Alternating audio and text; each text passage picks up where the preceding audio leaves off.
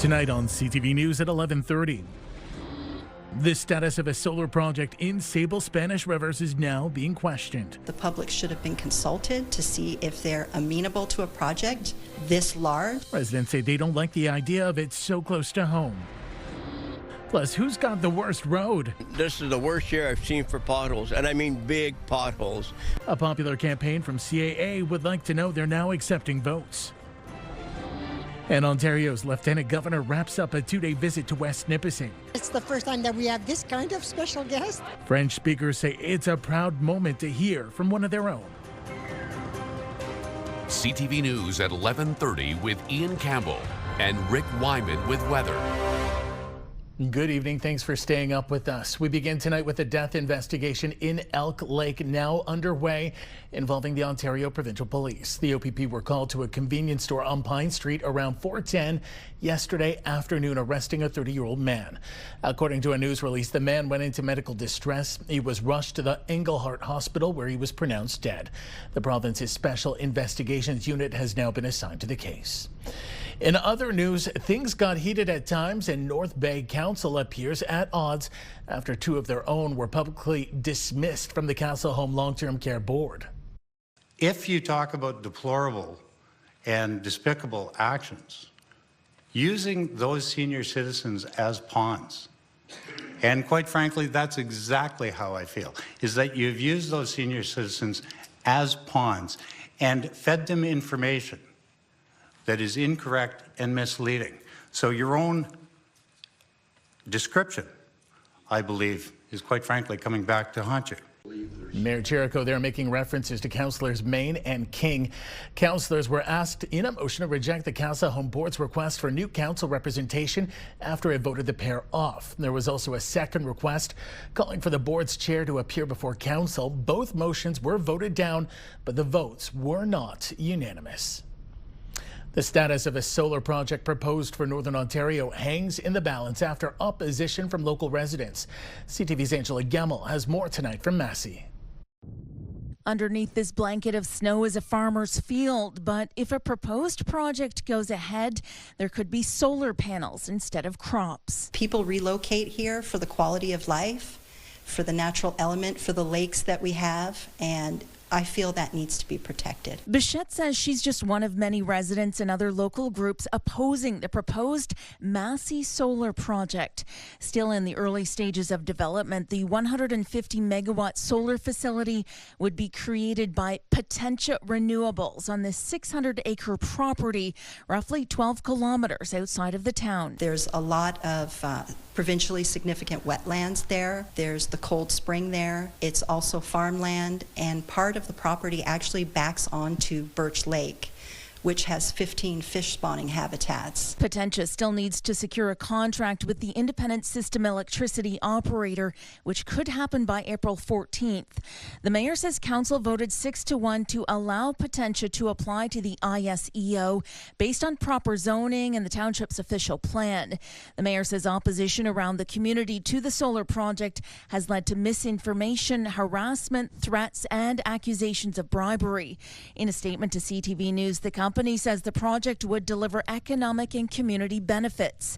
The solar facility would generate enough emissions-free electricity to power about 23,000 homes.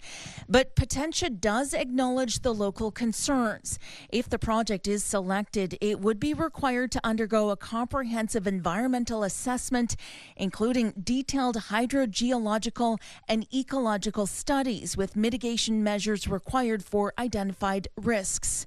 Bichette says she feels this should have been done first. The public should have been consulted to see if they're amenable to a project this large. The mayor adds there will be security at their next meeting. Bichette says a large crowd is expected at Wednesday night's council meeting, when Sable Spanish Council is expected to vote on whether to rescind its support for the Massey solar project. Angela Gemmell, CTV News, Massey. North Bay's police chief is throwing his support behind a 24/7 homeless shelter in the city. CTV's Eric Tashner reports. This is a much needed service. Acknowledging the extra toll it takes on police resources, assisting with North Bay's homeless crisis, Police Chief Daryl Longworth is throwing his support behind the social services call for immediate funds for a permanent 24/7 homeless shelter and hub. To deal with the unhoused and help them and support them. Longworth wrote a letter to the Minister of Municipal Affairs and Housing, Rob Flack, outlining the police agency's push, writing that 34 people are staying in encampments week over week, and on average, over 160 people are turned away from the low barrier shelter per month. We don't have as many tools as some of the social servants and treatment agencies out there that they really need to be funded well. The Social Services Board, Crisis Center, and the city have been working to find a permanent location for a 24/7 shelter to increase security, reduce costs, and the stress of arranging overnight accommodations. We're limited on not impacting daycares or schools or businesses. A temporary all-day shelter is currently set up at Northern Pines until April 30th, but the Social Services Board is slashing its hours in half starting May 1st until November 1st because the funding envelope isn't there. When those people are displaced and have nowhere else to go, we, as police, we're the ones that usually get the phone call. Due to concern from emergency and mental health services and the shelter's neighbors, there are ongoing talks with the Crisis Center to maintain its hours for the summer, if the money can be scrounged up. So if we could find ways to house them and have them receive all the care that they need, I think that's a better fit to transition them out of homelessness. While the board advocates and presses to secure funding from the province. Eric Tashner, CTV News, North Bay. A report recommending the extension of homelessness services at Energy Court is heading to Sudbury City Council next week. CTV's Elena Everson has more. The report recommends the extension of services at this trailer until the end of September. Right now, it operates 24/7. The service provider is the charity, the Go Give Project. We have once again seen an increase in the population within our community, and we still continue to go through extreme amounts of hand warmers, emergency blankets, and things like that.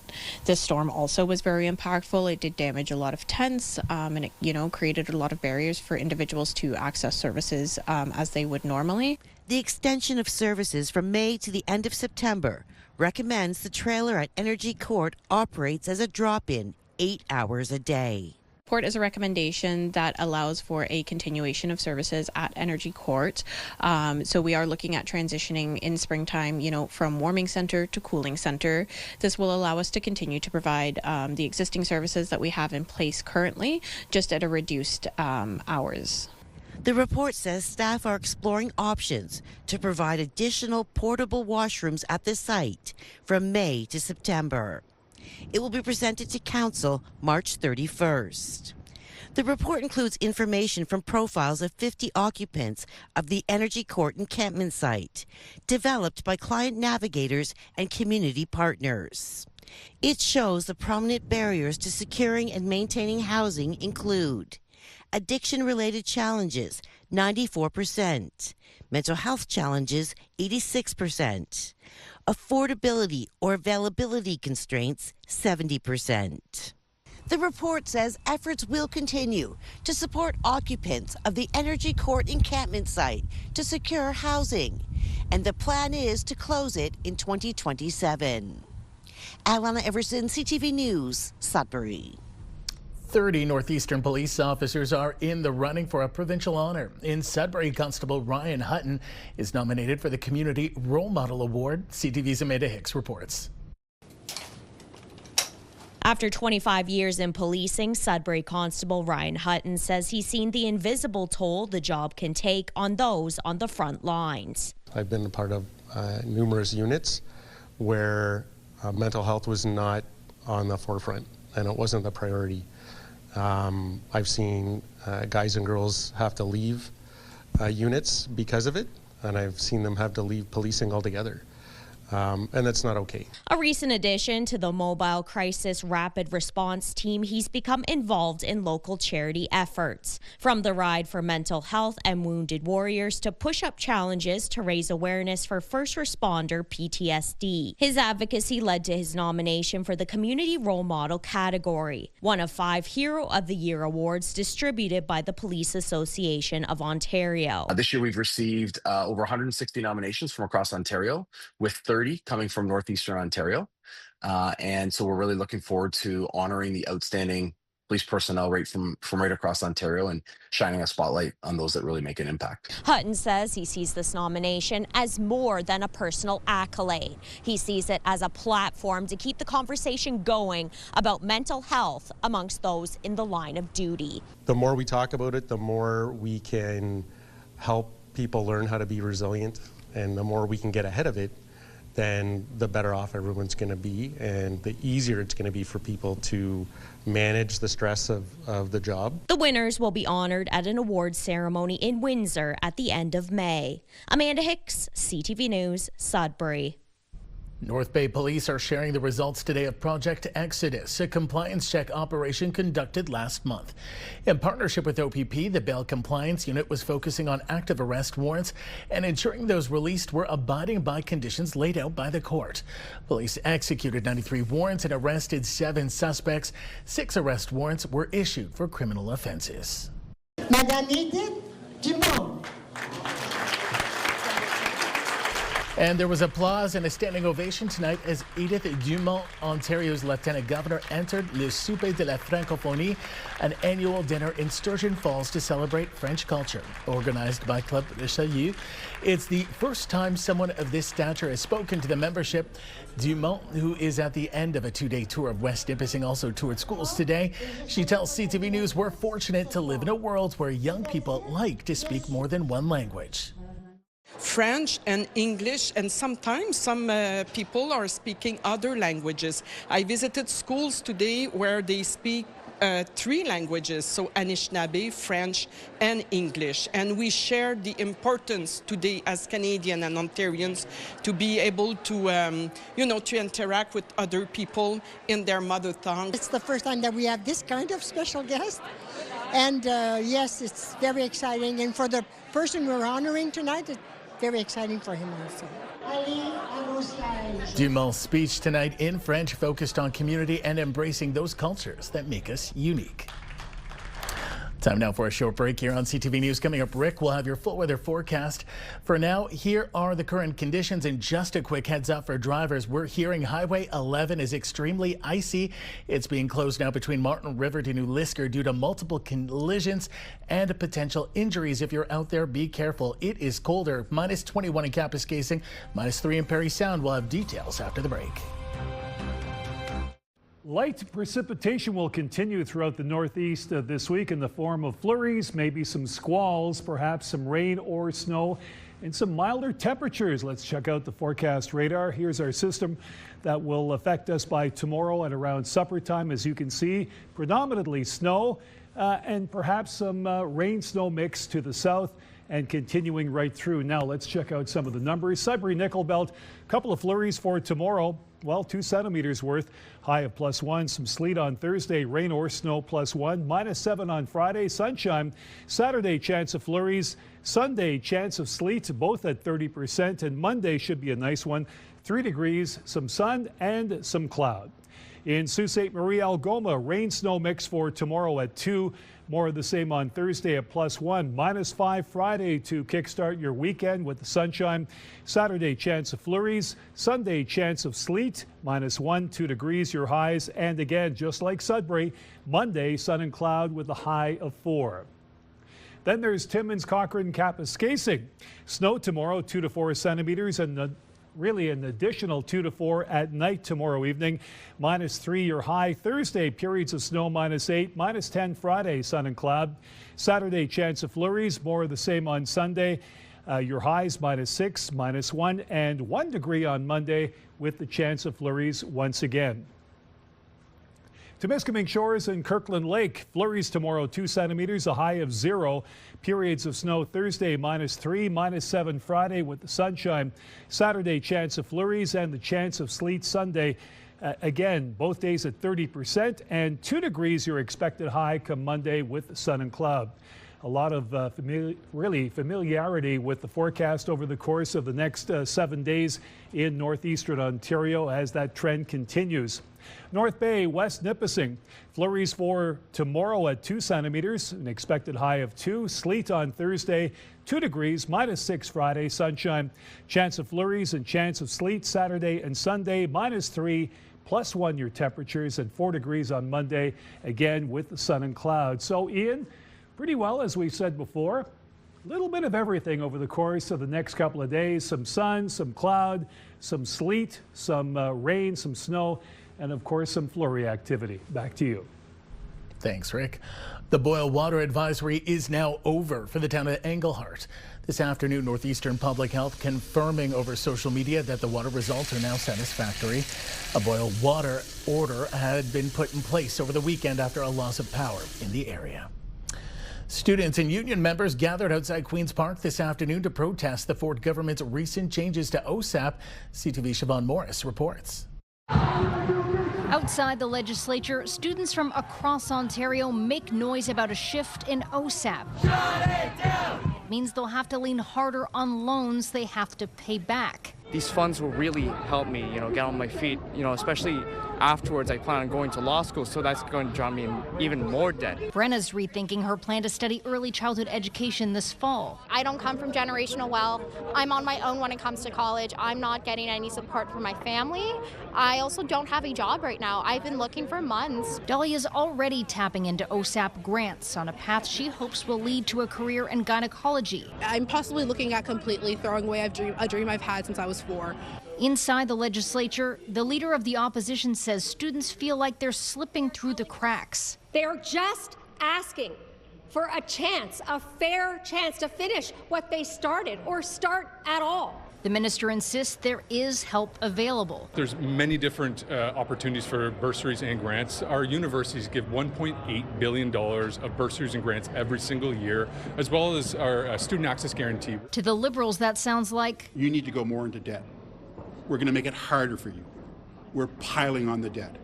The minister doesn't get it. The minister says the shift away from grants is necessary because the current model is not sustainable. You know what's not sustainable? Spending $100 billion on a stupid tunnel under the 401 or billions of dollars to build a fantasy island for a convention center.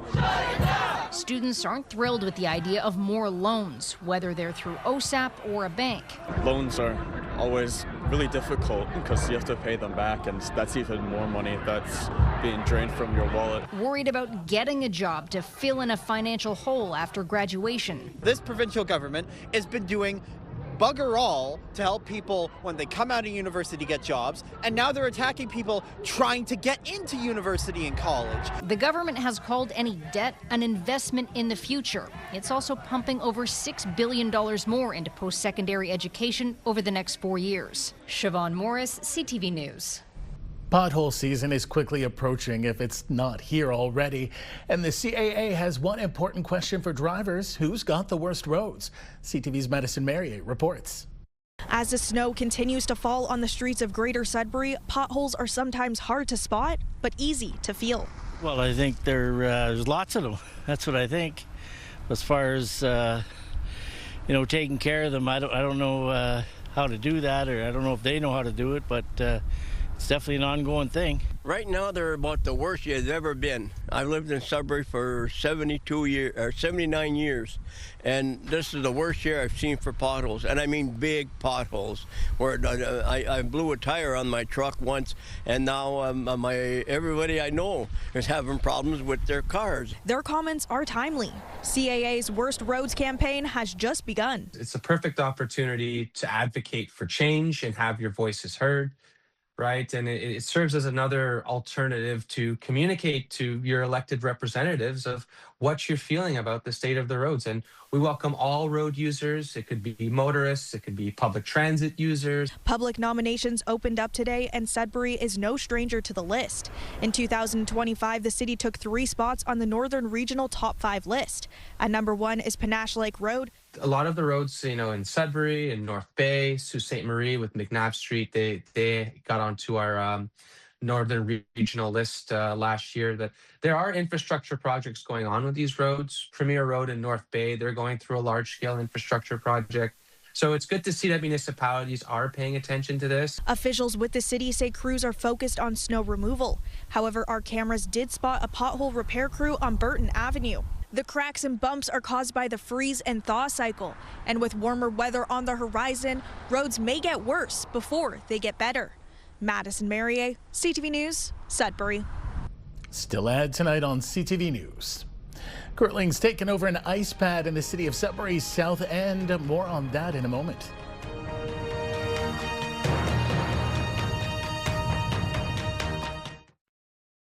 There will soon be a new face at Timmins District Hospital, and he's a familiar one to those in Timiskaming. CTV's Lydia Chubak reports. The Timmins District Hospital will soon have a new president and chief executive officer. The board of directors announced that Mike Baker, the president and CEO of Timiskaming Hospital, is the successful candidate to replace Kate Fife, who's retiring. He brings a strong business acumen, a great understanding of the healthcare landscape across not just the region but also the province. So he also brings to this this exemplary need for great care in the north. Baker has previous experience working in Timmins, including as Vice President of Finance, Administration, and Indigenous Services at Northern College.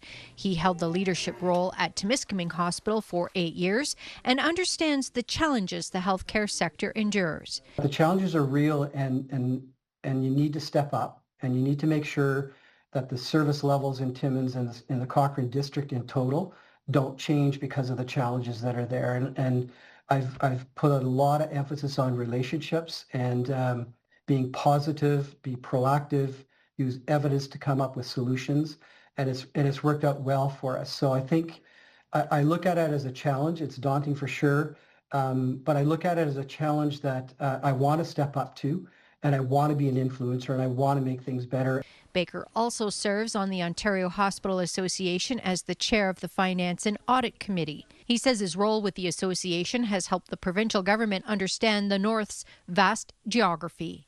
We've been pretty successful in helping them understand that a decision you make that impacts University Avenue, where there's 4 major hospitals, isn't the same decision that it affects someone in Timmins or somewhere else in Northeastern Ontario. The decisions can have significant consequences for the health and safety of our people. Baker officially takes his new role in Timmins on June 1st, and the search for a new president and CEO at Timiskaming Hospital is now underway. Lydia Chubak, CTV News, Timmins. Over in the Northern Ontario Junior Hockey League, the postseason continued with some pretty big games on the line. It was a wild one down in St. Michigan between the Eagles and Voodoo that would require double overtime to finish, but the Eagles would fly away with a 4-3 win in Game 3. The Sioux Thunderbirds beat the Timmins Rock 3-2. It's looking like Kirkland Lake's season has come to an end. They fall in Game 4 to the Sudbury Cubs 10-3, and the Horse Lumberjacks come out on top over the Espanola Paper Kings 3-2. Finally, tonight, curling has taken over Sudbury's Countryside Arena. CTV's Lindsay Alick has more. 8 teams, 2 from Ontario, 1 from Quebec, and 4 from Alberta, are battling it out to see which will represent Canada at the World Junior Mixed Doubles Championship to be played in Edmonton in May. This is only our 2nd year of being able to send a team to the World Championships. So, these are 8 very, very skilled players. So it's exciting, especially to come to Sudbury, be in an arena, It's such a nice facility here, and just watching the first draw here, the ice and rocks look fantastic. This will be the second time Curl Sudbury will host a national event in the last 3 years. And while it's hard to know the exact number of people coming to town for the events, city officials estimate the economic impact will be between $800,000 to $1 million. Sudbury's such a big curling community. Just about anyone you talk to, anyone you know, everyone loves curling. Everyone either watches it or plays it. So we felt that we almost owed it to the community that we want to keep bringing these events to town. I mean, we know for sure sometime this week we're going to see future Olympians. So whether it's in mixed doubles or the men's and women's next week. And what's really nice is we have our Olympic gold Paralympic champion Mark Idison coaching here this week, which is super exciting. Nice for the kids to be able to see that, and just the Sudbury area with the Horgans and Tracy coming back with their bronze.